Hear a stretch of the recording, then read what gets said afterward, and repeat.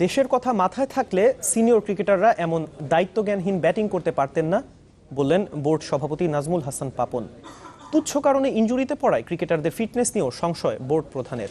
জানান, Jonty রোডসকে fielding উপদেষ্টা হিসেবে নিয়োগের পরিকল্পনার কথাও। ইঙ্গিত দেন, অসামাজিক কর্মকাণ্ডে জড়িত থাকার প্রমাণ মিললে নিষেধাজ্ঞার মতো শাস্তির আওতায় পড়বেন আরাফাত সানি সহ অন্য ক্রিকেটাররা।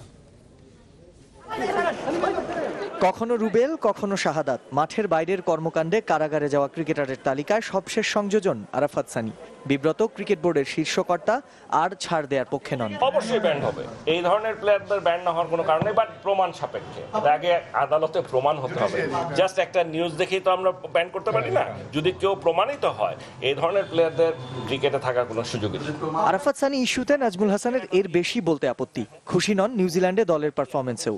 প্রথম ইনিংসে 500 করা দল পরে যেভাবে ভেঙে পড়েছে, এটা মানতেই আপত্তি তার। ক্রিকেটারদের সামর্থ্য নয়, টেস্ট খেলার মানসিকতাকে দুষলেন। দেশের জন্য যেটা দরকার, খেলার পরিস্থিতি অনুযায়ী যেটা দরকার, সেটাকেই তো অ্যাডাপ্ট করতে হবে। এটাই তো টেস্ট ক্রিকেট, কিন্তু সেই জিনিসটা ছিল না।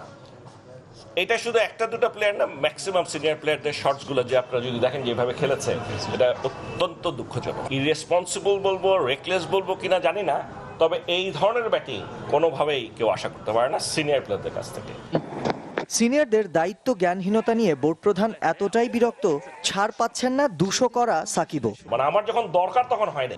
ওই 200 রান না করে ওখানে যদি 50 রান কম করে সেকেন্ড ইনিংসে একটু সময়টা বেশি কাটাতে পারতো, তাহলেও কিন্তু আমার দলের জন্য ডাইভ দিতে গিয়ে ইনজুরি, মুমিনুল মোস্তাফিজের চোট রহস্য নিয়েও সংশয় নাজমুলের। প্রশ্ন তুললেন ক্রিকেটারদের ফিটনেস নিয়েই।